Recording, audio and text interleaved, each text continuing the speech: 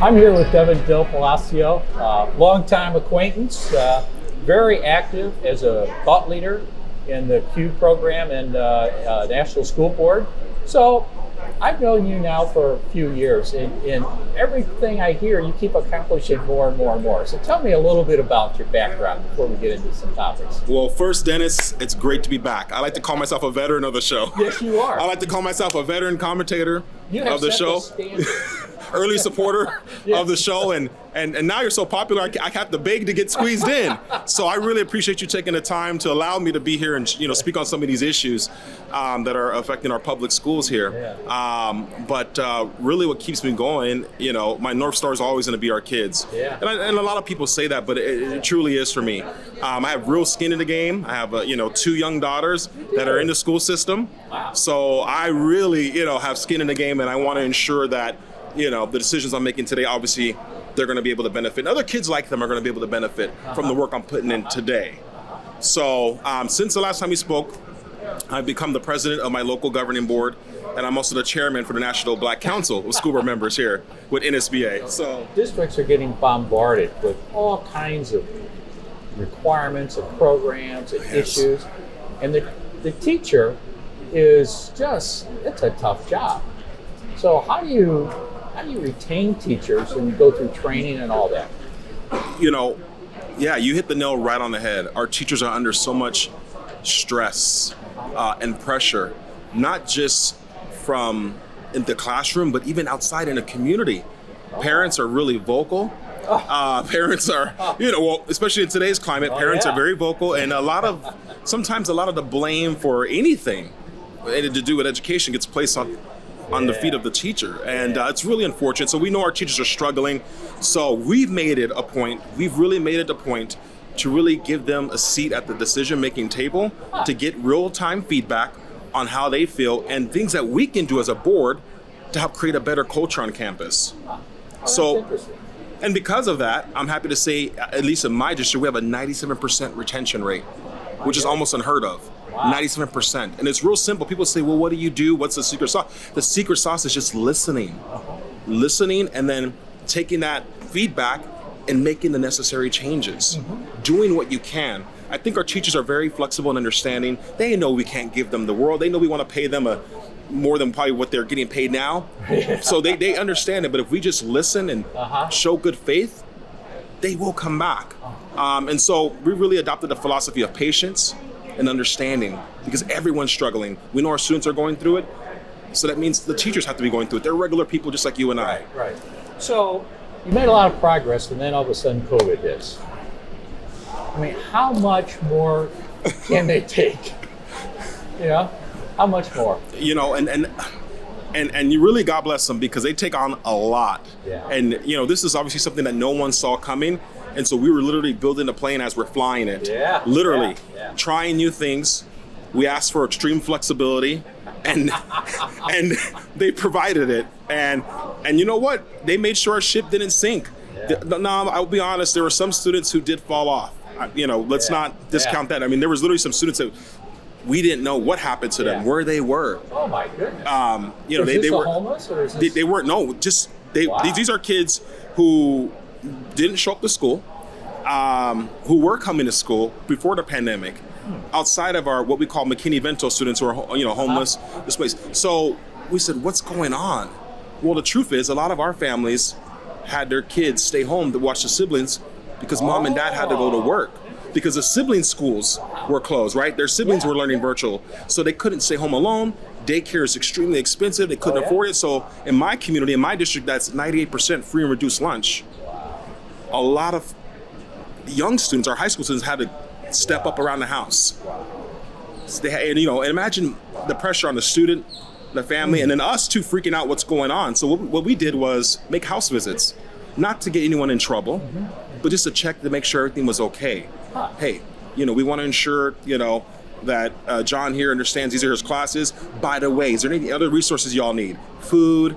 We handed out food boxes throughout the entire year. We served over 1 million meals. What else do you need? What can we do to help out? Counseling services. So we did home visits, literally door knocking, literally canvassing the community of those students who weren't coming to school. Right. Wow. The data doesn't lie, does it? It's all there. and the data does not lie, and each number is a story, right? Oh, yeah. Each one of those numbers, it's a human story. And so I often preach that we ought to not, we ought to not try to get too caught up in the number, and not forget that there's a person behind that, and there's a family. And we might only see it through one lens as they're not showing up, but there's a reason for that. Right. It's not because, there's more to it than just maybe, this is my chance to not come to school. Majority of the time, that's not the issue. There's something going on in the home. And what I always say, Dennis, and you know this, is that schools, it's no longer just about ABCs anymore. We're literally their sustenance in terms of nutrition, healthcare, mental health. We do it all. Yep. Clothing, pantries, literally, transportation. But we do it all. And I think in the last year, if there's one thing that came out of the pandemic is now I think parents and folks see how critical public schools are to upholding the family structure, right? Because we provide so much. Had you thought of this a few years back, that this is kind of what you're going to have to get your arms around? No, absolutely not. Absolutely not. So what's driving that? I mean, it's a little here, a little there, and before you know it, the family's at disarray. Correct. But I think it's a solid. So prior to the pandemic, we really developed a solid foundation around family services. So ensuring our student is taken care of, but not just a student, but what about the family? Because that kid has to go home to somebody. Interesting. What's going on in the home? Do they need support? Do they need access to mental health counselors? Do they need these sustenance, nutrition assistance? What can we do? So it goes beyond the student and it goes into the home. My goodness. That's what we call parent engagement, right? I mean, that's what parent engagement is all about. So because we did that, pretty decent, prior to pandemic, I think that really helped us out a lot. So as a board, creating a governance framework and policies, you must have been able to bring that whole board together to really deal with this at your level and let it trickle down to everybody else who's going to be implementing it. 100%. I can tell you this right now. Whatever divisions we had as a board went away when that pandemic hit. Wow.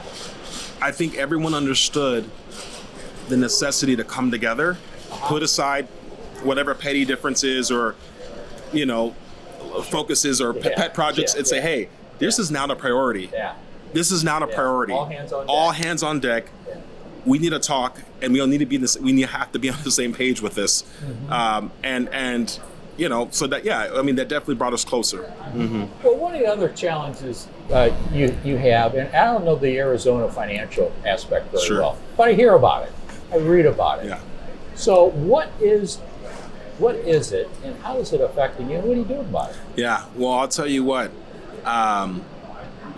As a result of the pandemic, school boards had to make a lot of tough decisions with virtual learning, in-person learning, etc. Now, the ugly part of this is that politics had seeped into the decision-making process, and so there's been legislation that's been passed, executive orders that have been proposed to limit funding or take away funding for schools who didn't offer in person or who had students online. Yeah. And that really hurt a lot of districts. I mean, now thankfully in my district that I am in, it didn't hurt us too much because we have a very solid community that every year supports our bonds and our overrides, which is a huge mechanism for us to get the funding. But there are a lot of districts that can't rely on that same support for bonds and overrides. So when the state or the governor introduced those laws and executive orders, it really hurt a lot of schools. And when you hurt the schools, that obviously trickles down into the classroom, ultimately hurts the student, and so on and so forth. So, I would say that the politics of this whole pandemic has really, unfortunately, seeped into the classroom. It doesn't matter what side you're on. The bottom line is we got to take care of these kids. But unfortunately, the politics of it has made it very difficult, and now it's impacting the pocketbook of some of our schools. And you got teacher salaries, you got special programs to fund, you got athletics, you got everything. 100%. Teacher salaries, special education, which is a huge chunk of probably the largest chunk of our budget because it's so expensive. And so it's like, these are our most vulnerable children we're talking about. Right. And so the politics of it is, this isn't good for anybody. You might score a few points here and there with your base, but with the kids and their families, we're missing the mark. And so, we've been really good about trying to bring people together around the issue, but for those who are outside, for the other elected officials that aren't school board members, it's very difficult for them to see and really to have an understanding of how difficult it is to operate a school district on limited funds and still provide food and, all the things that we do besides, ABCs. It's a grind. Yeah. It is a grind, but it's certainly an important one. And it's filled with a ton of responsibility, and there's families counting on us. Yeah. These kids are counting on us, and it's up to us to ensure that we're helping them reach their full potential. That's true. We can't abdicate our duties in times of crisis. Right. Well, that's a good point. We can't. We have to double down and, again, do what's right to help these kids reach their full potential. I mean, and not give up, right? There's no other option. There's no other option. Yeah. There is no other option, as I was famously quoted, in one of the Apollo flights, Apollo 13, when they were going through the issues. We're gonna be right back. They said, there is no option. They said there is no other option. A failure is not an option. That's right. This will pass. We will get through this. But abdicating your duties is not a solution. Yeah, outstanding. Well, let's move on, because you had shared with me something that I really didn't have any understanding of, because no one's brought this up, is how companies out there are, trying to market their services. And obviously, in the old days, it was the cigarettes trying to sell, and, soda, companies and all that. They have all kinds of different techniques, but vaping is one that was here and had gone, but it's not. If anything, it's really entrenched. Right. How do you deal with that? Because, it happens outside of school. They bring it into school.